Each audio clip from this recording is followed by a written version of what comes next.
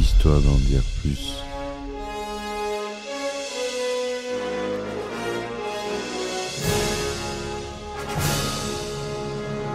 Eh ben attendez, on est en France. Allez, cul sec.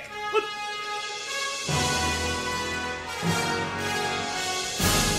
Personne ne veut le croire et pourtant c'est vrai, ils existent, ils sont là, tarnatata.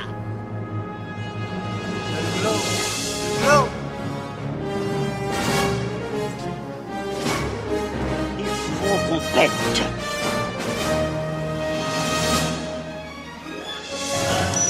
Voyons, circuit branché, correcteur temporel temporisé. Bonjour, bienvenue sur Histoire d'en dire plus. Aujourd'hui, on aborde non pas un film, mais un acteur que j'adore, qui m'a donné envie de faire des arts martiaux. C'est pas Bruce Lee, puisqu'on l'a déjà fait. Alors qui ça peut être d'autre à votre avis? C'est Jackie Chan. Voilà, Jackie Chan, c'est mon idole. J'ai pas vu tous ses films parce qu'il en a fait plus de 200. Mais je voulais en parler avec vous pour ce podcast. Allez, c'est parti mon kiki.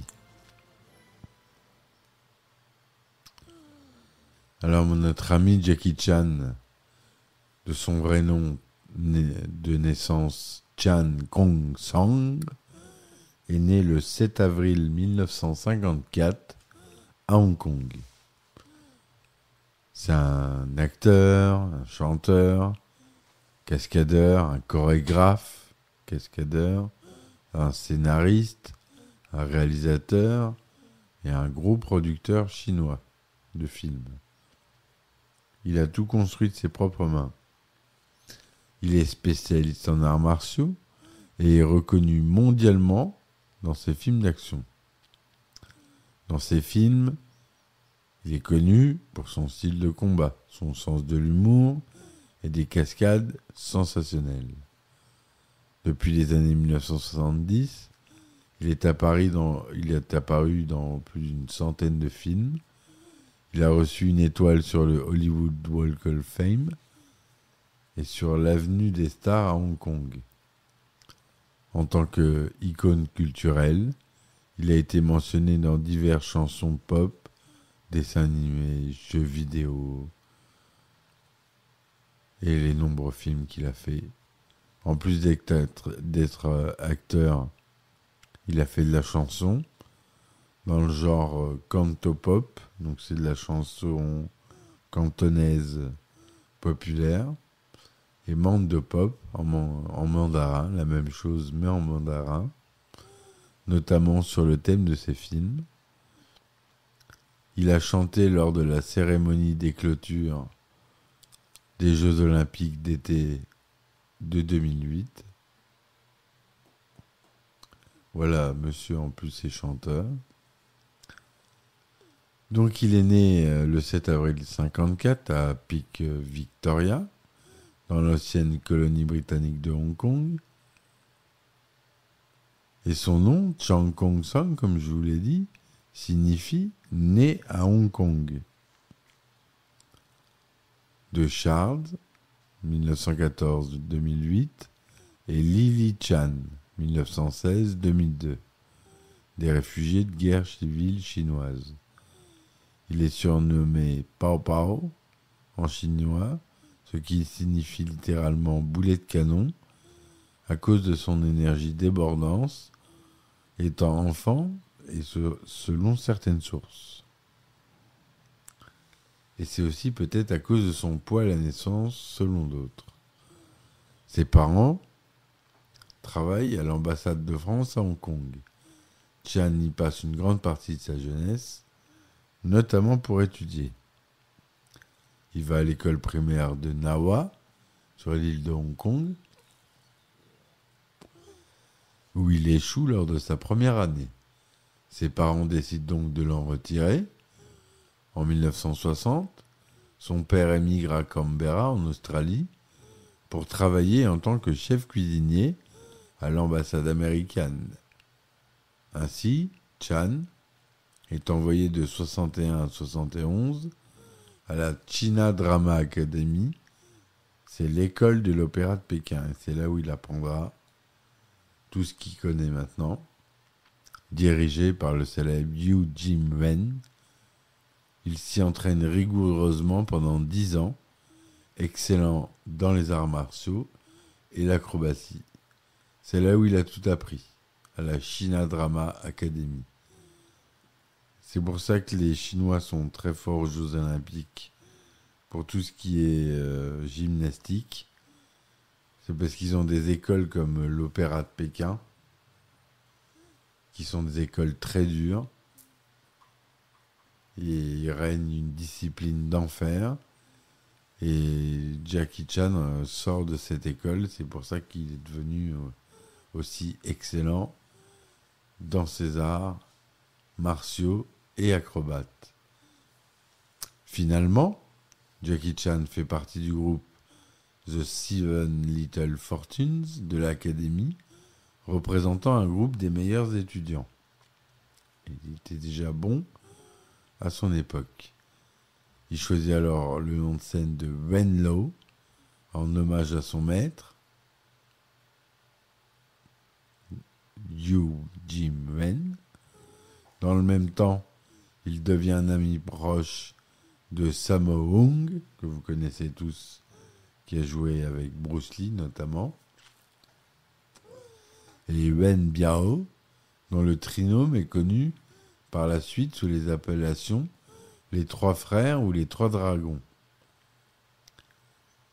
Quand il a intégré l'industrie cinématographique, Jackie Chan et Sammo Hung ont l'occasion de s'entraîner sous les ordres du grand maître Jim Pal Kim et de son supérieur, Jin Jan Jae, et Chan atteint finalement le niveau de ceinture noire en Apkido.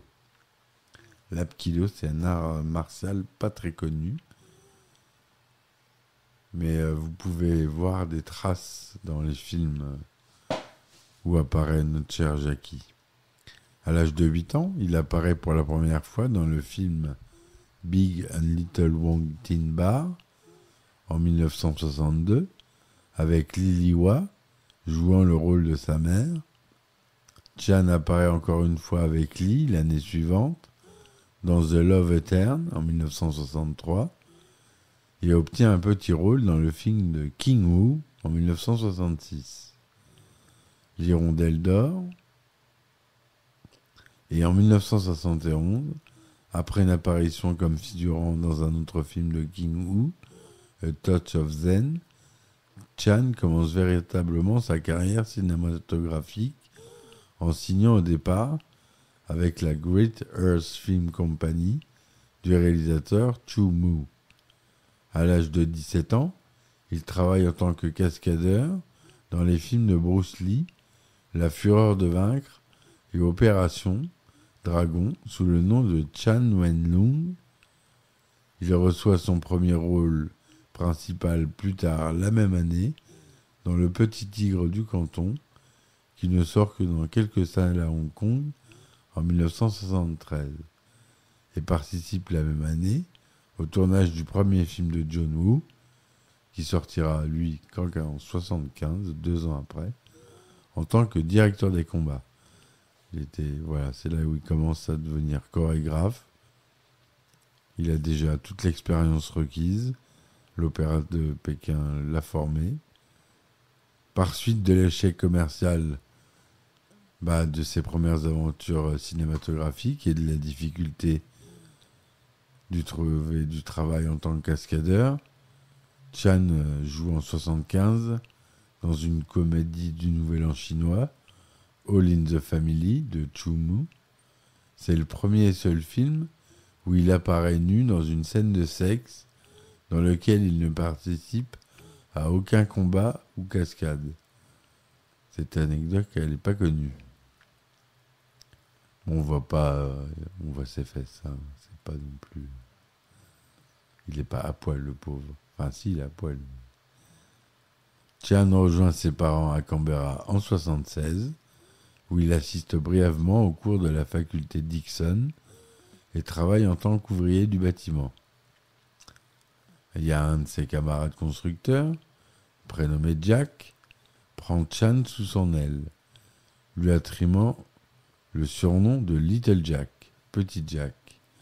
Plus tard, Chan reprend le surnom de Jackie. C'est ainsi que naquit le nom de scène Jackie Chan, qu'il porte encore aujourd'hui. Par ailleurs, vers la fin des années 90, Chan change son nom chinois en Fong Si Lung, du fait que le nom de famille original de son père était Fong. En chinois, on met le nom de famille en premier. Les premières percées de notre ami Jackie, vers 76-79. En 76, Jackie Chan reçoit un télégramme de Willie Chan, un producteur de films à Hong Kong qui a été impressionné par le travail de Jackie en tant que cascadeur. Il lui offre un rôle d'acteur dans un film dirigé par Lo Wei. Lo a en effet vu la performance de Chan dans le film de John Woo, Hound of Death, en 1976. Et il l'envisage pour prendre le rôle principal dans La Nouvelle Fureur de vaincre, rôle précédemment interprété par Bruce Lee, La Fureur de vaincre, vous connaissez. Il change son nom de scène pour s'appeler Sing Lung, également retranscrit Cheng Long, signifiant littéralement devenir le dragon, pour mettre l'accent sur la ressemblance avec Bruce Lee, dont le nom de scène est Lei Siu Lung, signifiant petit dragon. Ça, j'en avais parlé dans mon podcast sur Bruce Lee, que vous pouvez écouter si vous en avez envie. Le film n'est pas un succès car Chan n'est pas accoutumé au style d'arts martiaux de Lee. Malgré l'échec du film, Lo Wei continue de produire des films sur des thématiques similaires, parvenant à réaliser de petits succès au box-office. La première véritable percée de Chan se produit en 1978 avec le film Le Chinois se déchaîne, tourné alors qu'il est prêté à la Seasonal Film Corporation pour un contrat de 2 films. Sous les ordres du réalisateur Wen Wuoping, Chan possède une liberté totale dans son travail de cascadeur. Le film établit le genre du kung-fu comique et constitue une bouffée d'air frais pour le public à Hong Kong. Chan apparaît ensuite dans Le Maître chinois, qui le propulse définitivement sur la vague du succès. Le Maître chinois, c'est le premier film que j'ai vu de lui, qui m'a marqué, où il est totalement excellent dans ce film. Dès le retour de Chan dans les studios de Lo Wei, ce dernier tente de reproduire l'approche comique du film, avec notamment L'Irrésistible, pareil, un culte de Chan.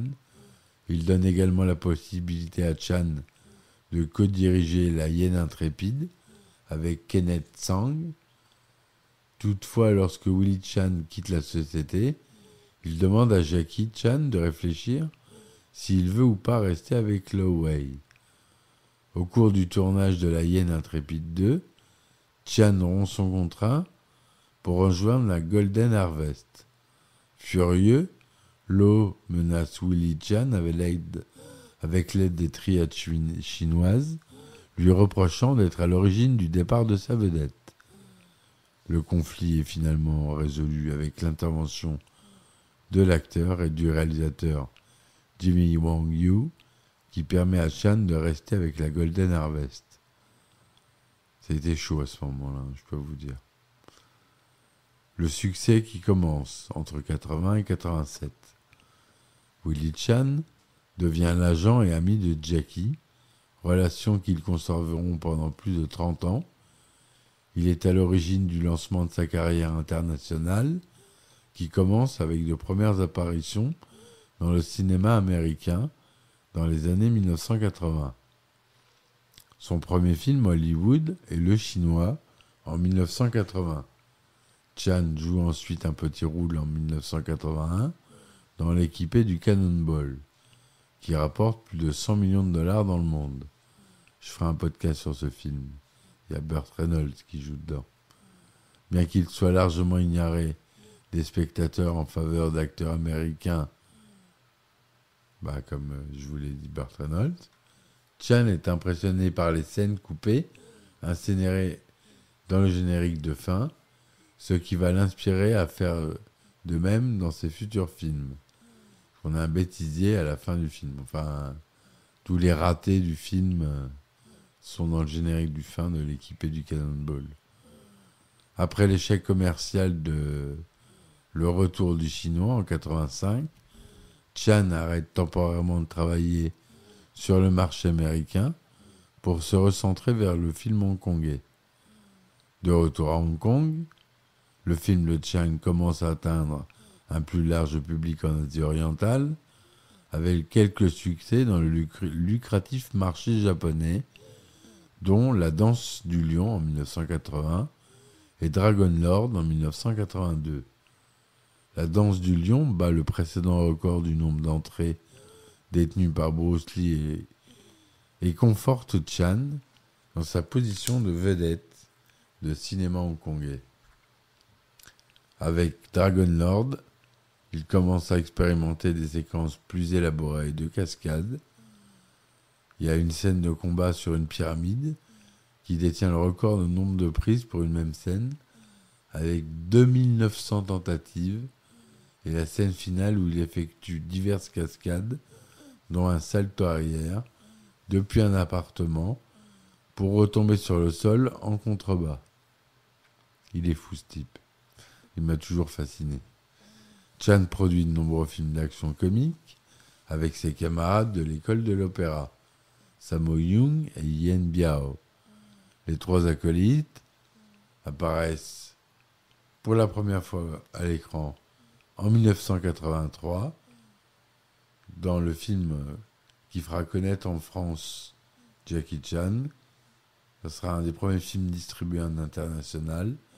C'est Le Marin des mers de Chine, dans lequel les dangereuses cascades sont récompensées par le prix des meilleures chorégraphies au cours des Hong Kong Film Awards de 85. Les 2 années suivantes, les trois frères apparaissent dans Soif de justice et dans la trilogie originale des Lucky Stars, le gagnant, le flic de Hong Kong et le flic de Hong Kong 2. En 1985, Chan joue dans le film de la série Police Story, qui comportera de nombreux films, une comédie d'action influencée par les États-Unis, dans lequel il exécute de nombreuses cascades dangereuses, dans lequel il se blessera beaucoup d'ailleurs. Le film obtient le prix du meilleur film au Hong Kong Film Awards en 86. En 87, Chan joue Asian Hawk, un personnage proche d'Indiana Jones, dans le film Mr. Dynamite. Ce film constitue le plus gros succès domestique au box-office, puisqu'il rapportera à Hong Kong plus de 35 millions de dollars. Voilà ce que je voulais vous dire pour cette première partie de la carrière de notre ami Jackie. Je vous invite à écouter le podcast demain pour la suite des événements. Ça se fera en plusieurs parties, vous allez voir. Au moins 4 ou 5 parties, j'ai pas fini d'écrire. Donc voilà. Je vous dis merci d'avoir écouté cette première partie. J'espère que ça va vous donner envie d'écouter la suite. Je vous dis à très vite pour un nouvel épisode de Histoire d'en dire plus. Le podcast sur la pop culture, le ciné et plein d'autres choses. Laissez des commentaires et des likes s'il vous plaît. Ça aide beaucoup la chaîne à se faire connaître. Ça coûte rien, en plus ça vous prévient quand il y a de nouveaux épisodes qui sortent. Parce que malheureusement, il y a des épisodes qui me prennent plus de temps que d'autres à faire. Donc je peux plus publier tous les jours.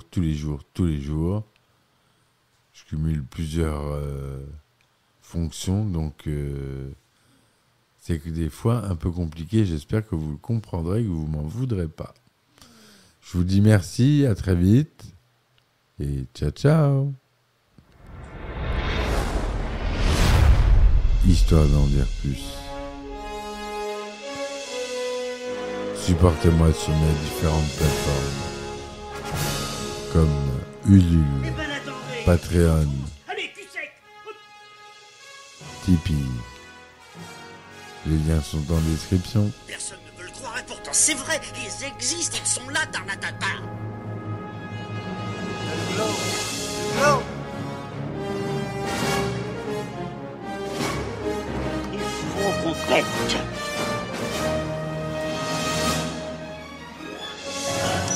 Voyons, circuit branché, convecteur temporel temporisé,